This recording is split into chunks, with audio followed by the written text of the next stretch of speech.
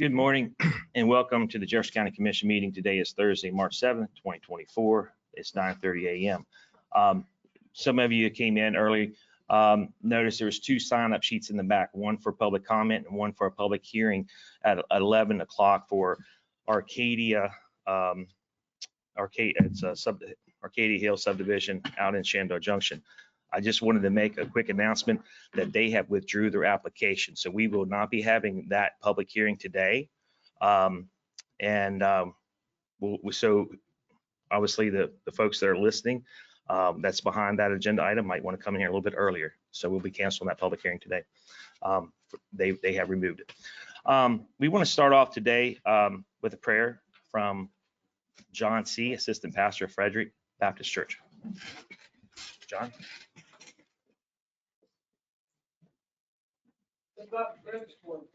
Heavenly Father, Lord, we do come before you this morning. We ask for your wisdom. We ask, Father, that you would give us a Lord divine.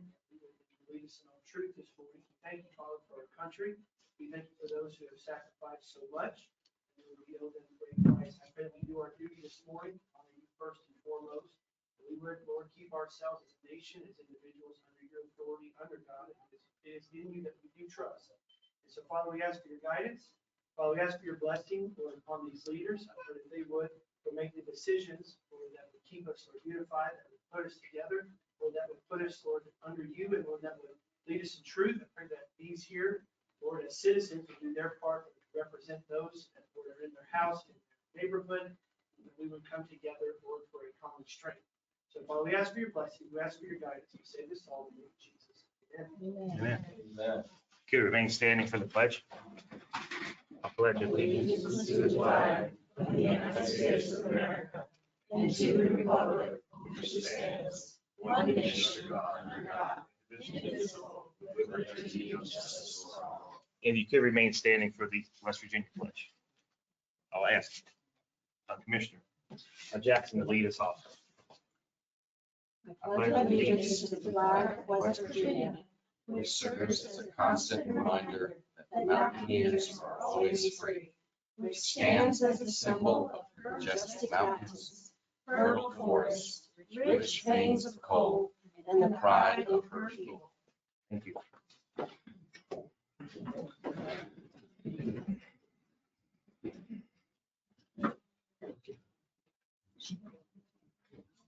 Okay. All right, I'll go down both of them. Thank you, ma'am. All right, we'll start off with approval of minutes. January 30th, 2024, the board meeting, if there are no objections, is it approved? February 1st, 2024, regular meeting. Are there any objections? Hearing none, so they're approved. February 15th, 2024, regular meeting. Are there any objections? Hearing none, they're approved. February, I'm sorry. I'm so sorry. You're going really fast. I'm sorry. Go So ahead. did we do the minutes for February 1st? Yes, I ma'am. do apologize. Oh, no, we'll back up. Go ahead. May we back up, please? Sure. So it was on the minutes from February 1st. Number 8, letter B, it says page 9 of 13. Number 8, letter B listed, the motion was seconded by Mr. Kraus. He wasn't here that day, but I was. Okay. So if you could put Mrs. or Commissioner, that would make me very happy. I appreciate that. Thank you. All right. With that correction, if we could make that correction, the meeting minutes will be approved. And if any we other- yes. Oh, go ahead. Go ahead. So sorry, you go so fast. Oh, that's all right. Okay, so the February 15th minutes, page 8 of 11. Yeah. Number 9, it does not list who seconded the motion with regard to Agenda Policy 900. I believe that was Commissioner Jackson, but it doesn't say here. Yeah. Yeah.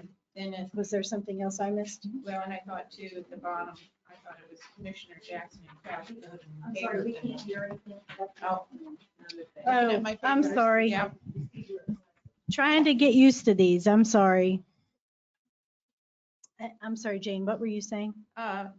Beside listing the name of the commissioner that seconded the motion for item number 9, I think Oh. in the bottom, it lists who opposes the motion, and then it says Commissioner Jackson voting in favor of the motion, I think it should be Commissioner Jackson and Kraus. Yes. Yes, ma'am. Thank you for catching that. Yes, ma'am. Okay. All right, with those changes, if there are no other objections, they will be approved. February 16th, can't remember where I left off at, 2024 board meeting. Are there any objections? Here none, that is approved. February 27th, 2024 budget presentation. So are there any objections? Hearing none. I'll go ahead. Sorry. I'm sorry. Okay, this was regarding, I'm sorry, can you hear? The February 27th and 28th budget presentations. It's listed as a special session, and I believe it's a workshop. I'm not sure if that is relevant. I know we had a special session inside of the budget presentations on that 27th. Also, the date of Tuesday, February 27th, 2023, and the next page listed as 2023 as well. Those need to be corrected to 2024, of course. And the last question I had, it said that Commissioner Majdi was present on both days, and he was not. I don't know. I know he was online. I don't know if we list that separately as, I feel like there was one meeting I missed where I was present online and it was listed as such, but I did not. Okay. I just think that the minutes should reflect that. Thank you. All right. I don't know that it makes a difference on the special session. That's probably an internal call. I mean, Commissioner Tab, what's your thoughts on that? I mean, I can't remember what we called them last year. I'm not sure which. We called it a special session versus a workshop. I was just trying to think historically what we've called them. Well, I think it's more as a workshop, but that's. Okay. fine. All right, that's I fine. think in session implies that we were going to take action, just like a I got- regular meeting. understood. That, Okay. that might, Okay, that's fair enough. All right, with those, if there are no other changes, with those changes, if there's no objections, these minutes are approved for February 27th, 2024. Same with February 28th, I 2024. think Bessie's trying to get your attention. Yes, in ma'am. the back. On the second day of February 28th. Yes, ma'am. I think I'm paragraph that the that was the revenues. I will set the Okay, we'll move that to the first. Okay, Thank you. thank you very much. And then we'll make those necessary changes, special session, online, and am I missing any, Commissioner Kraus? And workshop. All right, I think we got them all.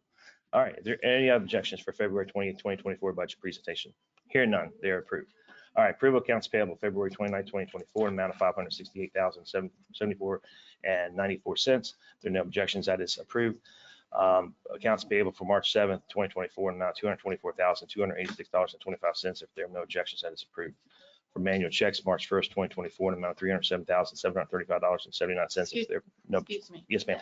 That's a typo there. If you find your sheet, it's not labeled for manual checks.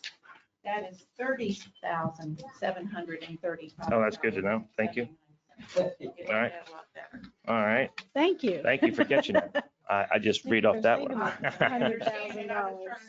Match, they're not matching. Okay. All right. If there are no objections for that, we'll correct that. March 1st, 2024, an amount of $30,735.79. If there are no objections, that is approved. Thank you, Commissioner Tab. For manual checks, March 8th, 2024, an amount of $321,575.42. If there are no objections, that's approved. For approval of requisitions for March 7th, 2024, an amount of $102,569.75. If there are no objections, that is approved. For payroll, March 1st, 24, $327,221.21. If there are no objections, that is approved. Do we have any announcements? I made the announcement earlier. I'm assuming everybody was here. I'll make that announcement again that item number 8, public hearing for Arcadia Properties Harbor Seal subdivision has been canceled. They have withdrawn their application. All right. Anything else? All right, we're going to move on to public comment. I know I have some people that signed up. I was just told they believe they may have made some mistakes, signed up on the wrong ones. I'll call your name. If you intended to speak at 11 o'clock and not during public comment, certainly we'll just scratch you off the list. That's not a problem. We'll start off first by Christine Marshall.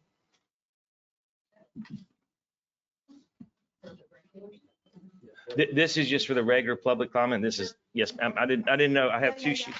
I have two sheets. Go ahead. Thank you. Yes, ma'am. So I wanted to address, since we're looking at a lot of growth in the county that's rapidly occurring. Kristen, Christine. I'm sorry, you're Talking gonna to- have to almost eat the microphone. Right. Okay. Thank you. Your nose has to point right at the top. Since the county is currently experiencing rapid development, both residential and commercial, sometimes industrial, I wanted to address groundwater. Jefferson County lacks a groundwater study that would measure quality and quantity of water. The last meaningful study was performed in 1991 with the U.S. Geological Survey. In 2012, an assessment was done based on the 1991 study that's over 30 years old. I asked the Jefferson County Commission to conduct a meaningful assessment of groundwater.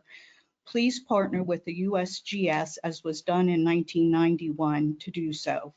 In the 2012 assessment, the consultant made a recommendation that before large users develop a water assessment study be conducted. I believe that is still good advice. Further, our updated comprehensive plan should not limit protective measures or ordinance that is greater than state minimums. I know that was proposed, and I think that's bad advice in Karst, in a county that depends on groundwater for drinking water. When it comes to protection of quantity and quality of groundwater, something like whether our water comes from a private or public utility, or whether we're on wells, the county should know how much water is available and the quality of that water. And growth, it's really important that as we grow, we know how we can grow and how much we can grow. Just about a month ago, CTUB, Charlestown Utility Board, was asked for more water for our industrial user, Rockwool. They were discharging water around 30,000 gallons a day. And if, as you know, we were in drought this summer, and that industrial user uses more groundwater, and they have to they have to process that water, and the reject water from their water softeners goes to the user. So anyway, they had applied for 400,000 gallons of groundwater a day, and that's just one Ma'am, user. if you could wrap up, I appreciate it. Thank you. Yes, ma'am. And Thank you. I think that we need to know how much water is available for development. Thank you, Ms. Marshall. Adam, Rob, I think he took off. I think some people signed up on some sheets and they crossed off their names and signed up on the other sheet. I'm just going to make sure I cover everybody. Diane. Okay.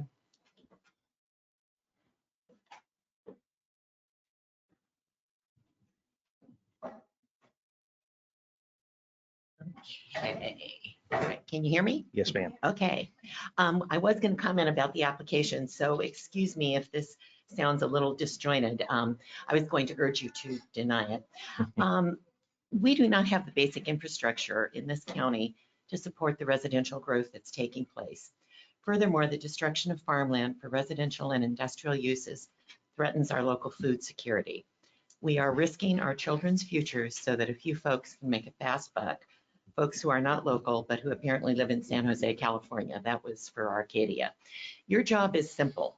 Provide for the health and welfare of the citizens of Jefferson County. It is not to cater to out-of-state developers at the expense of the health and welfare of county residents. You need to look further than the end of your noses at the bigger picture of what this county will look like in 30 years and what challenges we will face due to climate change, economic disruption from an increasingly unstable global situation, and ecological devastation. 40 or 50 years ago, no one thought the magical chemicals going into everyday products were a problem.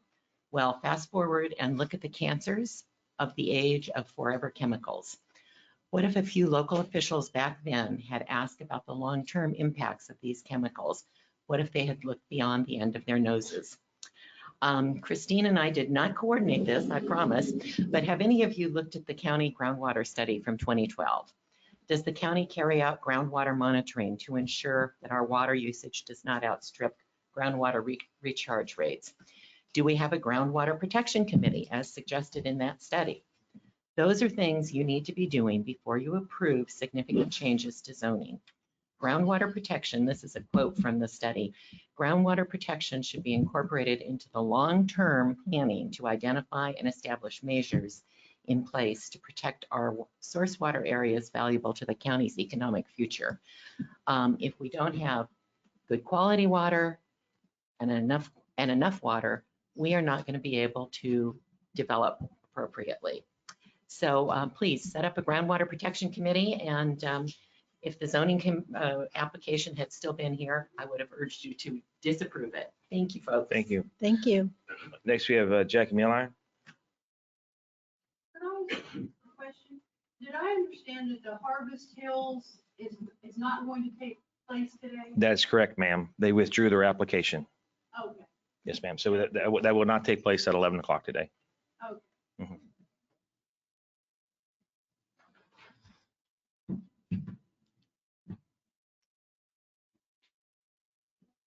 Planning Commission action schedule related to the Open Meetings Act request. October 27th, 2023, two citizens get two separate informal opinions from two separate staff members at the West Virginia Ethics Commission.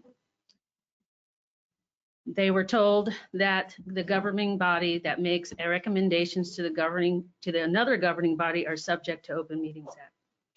October 30th, citizen issues a letter of concern to the Planning Commission. November 14th, Planning Commission rejects plea from citizen and attorney's offer to get an opinion from the West Virginia Ethics Commission. December 21st, citizen appeals to the Jefferson County Commission. January 30th, the Ethics Commission receives the County Commission's request. February 12th, a county commissioner who is also Planning Commission requests and receives an informal opinion from the West Virginia Ethics Commission regarding the same request based on a set of facts. West Virginia Ethics provides an opinion that contradicts previous informal opinions received from citizens. February 16th, a concerned citizen sends in detailed account of the Planning Commission subcommittee decision timeline. February 20th, the Planning Commission decides to open subcommittees to the public, noting inconvenience to the Planning Commission and a price tag to the public. Additionally, the Planning Commission decides to enter as a party in the advisory opinion sought by the JCC. March 7th, today, the Ethics Commission is reviewing what has been revealed as two cases. 2024-01 is the question of the standing of the County Commission in the request of the advisory opinion, and 2024-02 is a case to answer the advisory opinion. All information within the file for this request is subject to public inspection, including emails between attorney and the Ethics Commission. If the Ethics Commission does not take up the second case today, it may be kicked to April. That's 7 months. 3 items of concern. If the subcommittees were just information gathering, then the public may be entitled to the notes and correspondences of those committees. They were told that the committees were private. That is a contradiction. Why didn't this commission know if it had standing in this case from the beginning? And what are the metrics to qualify to have standing if it isn't through the tax-paid hired consultant who entered into these subcommittee meetings and also wears a second hat representing private interests related to the zoning and development?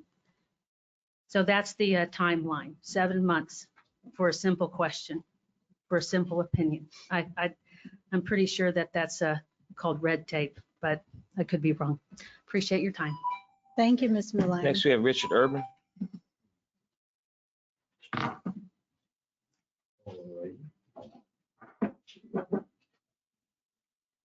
Well, good morning.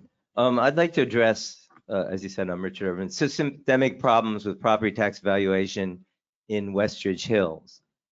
Vacant properties in Westridge Hills have wildly inconsistent tax assessments.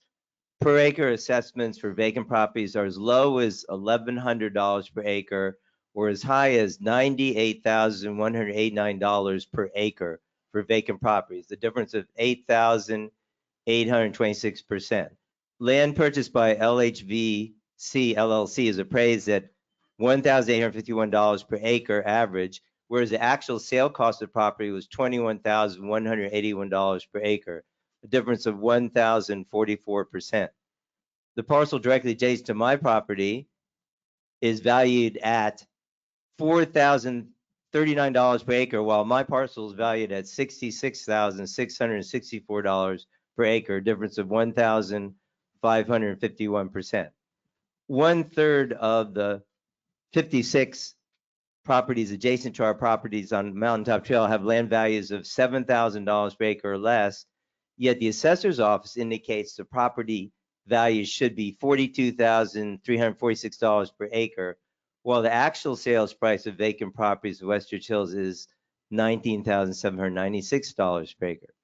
The proposed 2024 cost per acre on Mountaintop Trail is as high as $76,388 per acre in the adjacent non-house properties. The proposed 2024 land appraisals for homes in Westridge Hills are 130% higher than the 2023 values. That's right, 130%, more than double for most homes in Westridge Hills. But again, these appraisals are wildly inconsistent. The most expensive home in Westridge Hills, which is not a typical home for Westridge Hills, sold in the 2024 tax year period for $390,000. The assessed value for 2023 was $205,333. Yet there was no increase in assessments for 2024 for that property or for any of the parcels in that sale. Why? As stated above, compare that to 130% increase in the land value for most homes in Westridge Hills. Something's not right here. There are 21 comparison properties that sold during the 2024 tax year period that were not included in the comparison properties used as a justification for raising the land values in Westridge Hills by 130%. Why not? In effect, one property that was a basis for increasing land value for Westridge Hills residents by 130% is not a sufficient comparison. The actual average land sale price in Westridge Hills during the 2024 tax year for vacant lots was $19,796 per acre, not $43,436 per acre. If you could finish up, Mr. Okay, I'll finish. So I'm requesting a moratorium on all property tax increase in Westridge Hills for 2024 tax year and asking the commission, you all, to investigate why this is wrong. If you think about, if values are wrong by over 100%, that is really bad and also amounts to theft from the residents. Thank you. Mr. Irvin, will you kindly email that to each of us so that we can have a look at that and Yes, we'll dig in a do. little bit? Yeah, I appreciate that. I will do it. Thank you, sir. Okay, you're All welcome. right, next we're gonna go to Patty Bain Bachner. Did I say your last name right? Bachner. Okay, did get it right. Okay, thank you. I'm not going to take this opportunity to discuss the withdrawn application for Harvest Hills in Acadia, but I do have a question, and this is because of my own ignorance. What are the ramifications of that withdrawal? We are here to take public comment. We can't, it's not a question and answer, but if you want to reach out to us. So we that have- really is ignorance on my part? I wouldn't go that far, but yeah. Okay. If you're first time here. It is my first time. Okay. Okay.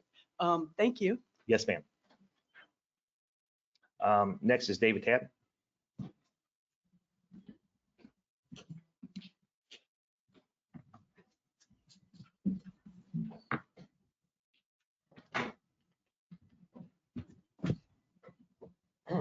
David Tabb, lifelong resident taxpayer.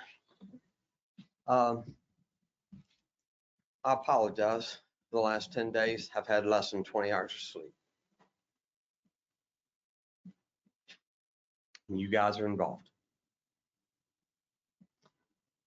I would like to share this as a public announcement to discuss with your loved ones their wishes in end-of-life long-term care. I recently was awoken or made awoken when my wife was under doctor care with a registered nurse on site when her family intervened and called emergency services without my permission for a controlled substance withdrawal program my wife was on. Upon the JCSA arriving with 2 ambulances and 7 personnel, and I was told the JCSA that I had no say in the matter. Your wife is going to the hospital whether you like it or not. My credentials were not accepted, nor was any of the required medical information received, and resulted in a traumatic incident while my wife was in the care of the JCESA and then continued over to the hospital. Again, without the credentials and information being recognized that she was in recovery of a controlled substance under doctor's care, she was wrongly diagnosed as an opioid overdose and was administered 2 doses of Narcan with 24-hour Narcan drip. This doesn't work. If you're opioid overdosed, 1 dose brings you out of it. Instead, it did something completely different that I'm not going to talk about, but you will be notified of it. So, the Narcan was not effective because she was not under the influence of opioids, period. After being kept away from my wife and her care for over 3 hours, my medical power of attorney was finally realized and her condition and proper reevaluations in my wife's care was taken, and she's in recovery. Everyone should take the time, if they care for someone, to complete durable power of attorney, medical power of attorney, and the newer one, post, P-O-S-T, and file this paperwork with record holders, and or at least keep it on you because they don't believe you. Period. Well, If you could finish up. You can finish. you Mr. people Chad. need to realize that I'm not done with this. This is sad, unacceptable, and I hope everyone that have a loved one, have this paperwork on you. Please, don't go through what I did. She died twice.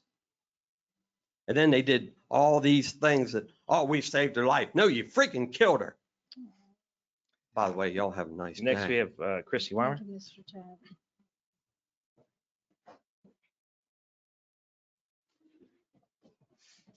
I'm sorry, I didn't realize I was after David. I had planned to speak about Harvest Hill, so now I'm just gonna speak about development in general, if that's okay. If I get too close to the microphone, let me know. The whole point of zoning is to protect what is good for all of us. Local funds are used and ensure that local funds are used efficiently and judiciously. Residents have a better quality of life, and the health of the people and the community, the environment and the natural resources are protected, and that the heritage and the local character that are so critical to our local economy are also protected. If it weren't for zoning, nothing will be stopping anyone from building anything anywhere to make as much money as possible. And most developers just see the zoning as something that they have to get changed so they can do whatever they want to do. On the other hand, you have the citizens and the farmers. And during earlier public comment, I was reminded of the words of Paul Harvey. Paul Harvey said, on the 8th day, God looked down at his planned paradise and he said, I need a caretaker. And so God made a farmer. God said, I need somebody willing to get up before dawn, milk cows, work all day in the field, milk cows again, eat supper, and go to town and stay past midnight at a meeting of the school board. So God made a farmer. God said, I need somebody who can stay up all night with a newborn colt, watch it die and dry his eyes and say, maybe next year. So God made a farmer. God said, I need somebody who can shape an axe handle from a persimmon sprout who can shoe a horse from a hunk of car tire, who can fashion a harness from baling wire, bead sacks, and shoe straps. Somebody who in planting time and harvest season will put in 40-hour week by noon on Tuesday. And ailing from tractor back will put in another 72 by the end of the week. So God made a farmer. God said, I need somebody strong enough to heave bales and clear land, and somebody gentle enough to yean lambs and wean pigs, somebody who will plow deep and straight and not cut corners, somebody who can seed, feed, weed, breed, rake and plow, and disc and plant, string the fleece, strain the milk, and bale a family together with the soft, strong bonds of sharing. And somebody who in the next generation looks up will respond with a sigh and smiling eyes when they say, I want to be like you. I want to be a farmer. Those farmers need you to protect the land and the way of life. When we let industrialization and urban level housing to develop in the middle of rural farmland, those are the people who are hurt the most. Please don't be the one who makes the farmer look down at the next generation and say, I'm sorry, son, there's no place for us here anymore. The taxes are too high, the aquifer's too shallow. We have to move on. Thank you, Dr. Weimer. Next, we're going to move to Shelby Turner.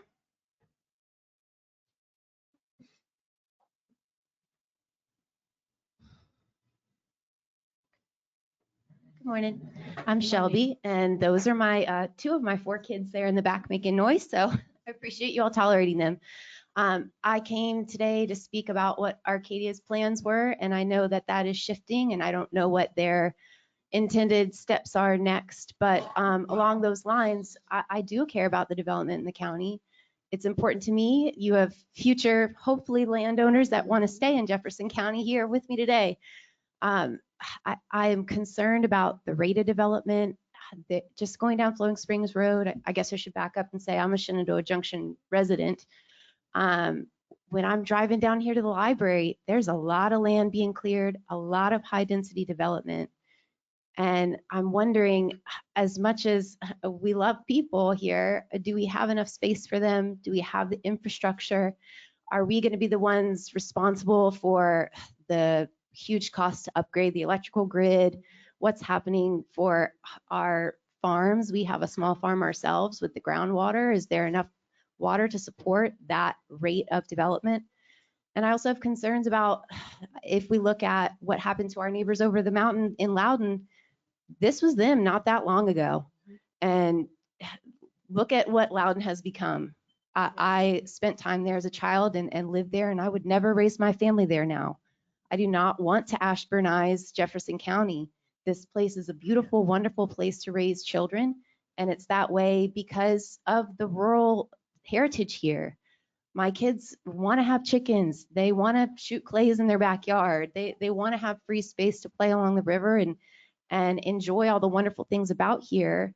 And if you look at how Loudon has changed, I'm very concerned that Jefferson's heading that way.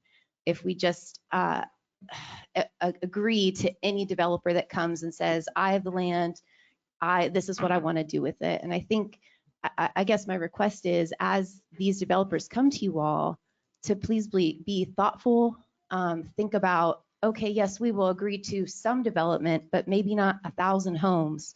Flowing Springs Road is a very narrow road. There's already a lot of neighborhoods being built there. And there's a lot of farms there and a lot of us that want it to stay the way that it is, and to have thoughtful growth and development in the county that is well supported by ambulance service, medical care. I know for me, when my kids get sick, we have a hard time getting a doctor's appointment because of the rate of growth in the county. There's too many people and not enough providers. And what about the teachers and the schools and all of these things that we need to think about long term. When we build the houses, the people will come, but are we building the other things that we really need to support all of that rapid development? So I just hope that you all are thoughtful and take the time to slowly grow the county. So that's my request, and make sure that we keep Jefferson a wonderful place and we keep the families here that want to be here for how it is now. So thank you.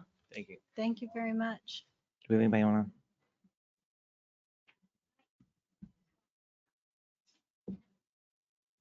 Nope. All right. Moving on to agenda item number 1, Angie Banks. She online?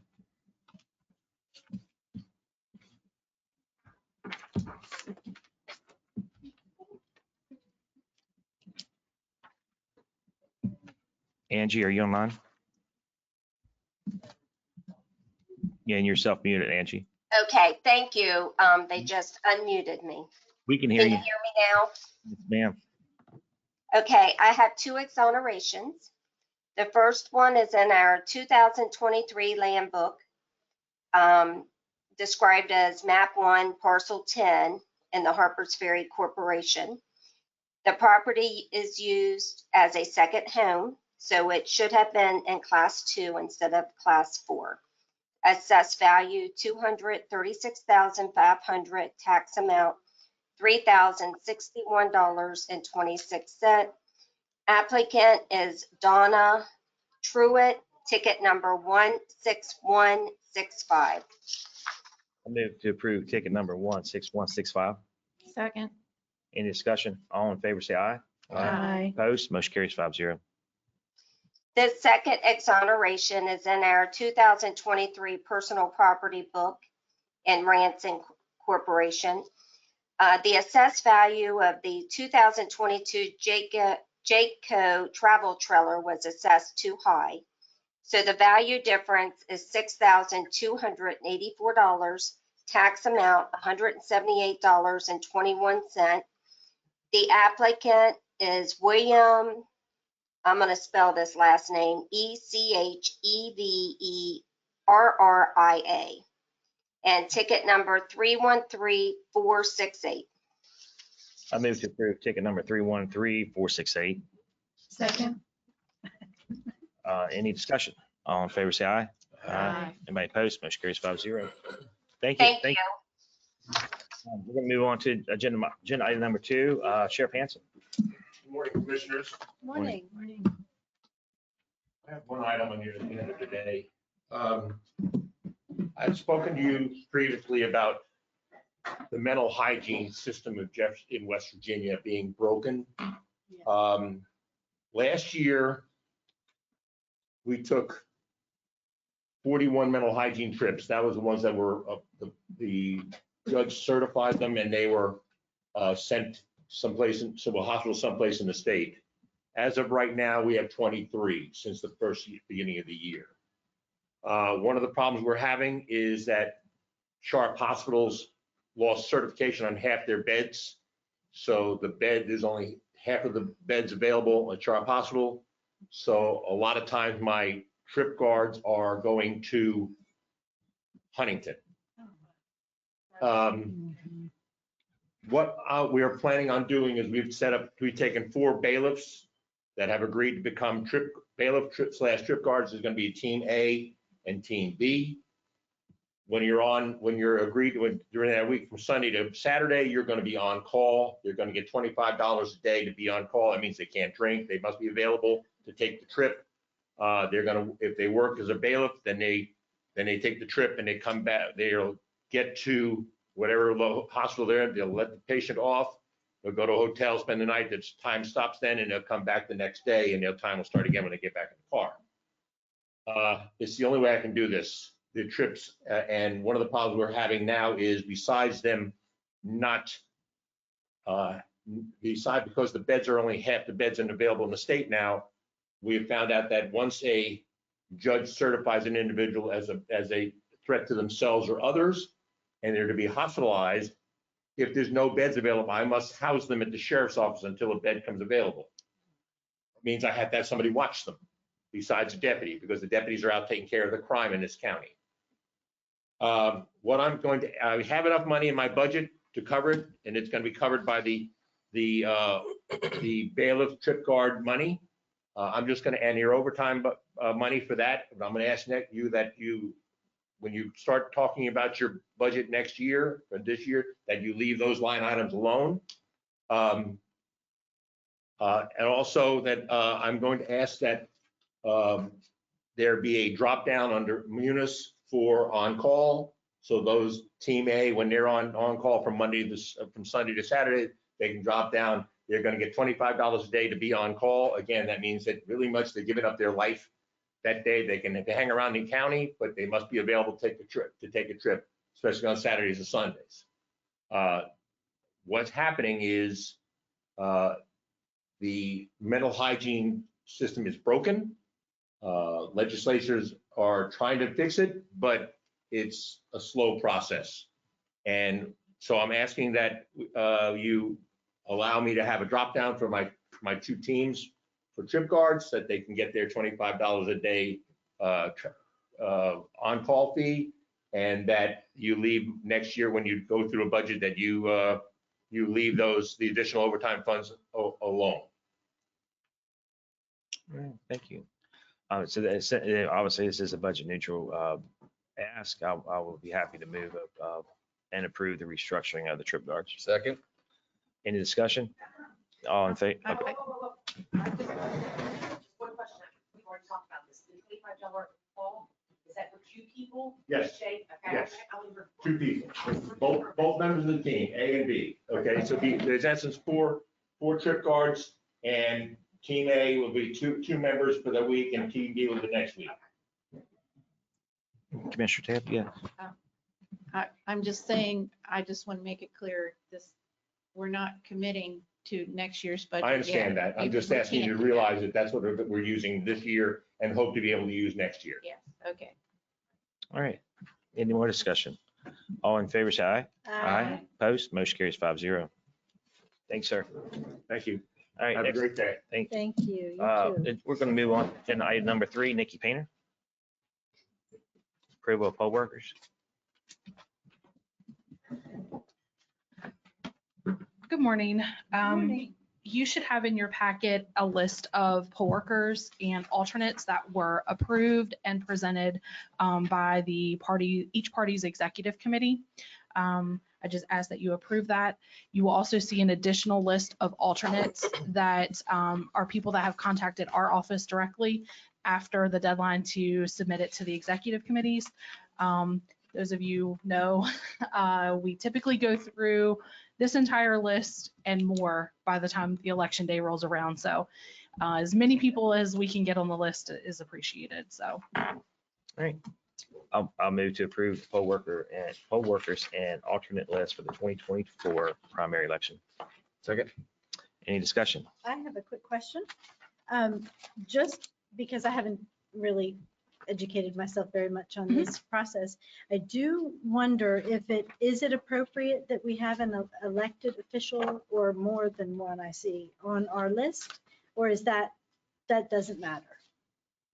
Current seated elected Yes. officials, there's nothing in the code that says that they cannot. Okay, all right, thank you. I appreciate that. I just didn't. Yeah, the only restriction is they cannot be under the Hatch Act. Okay, They also cannot be on the ballot or be immediate family of someone that is on the ballot. okay. However, if it's like a delegate, for an example, they're only in part of the county, they could work in another part of the county where their person is not on the actual ballot. Gotcha.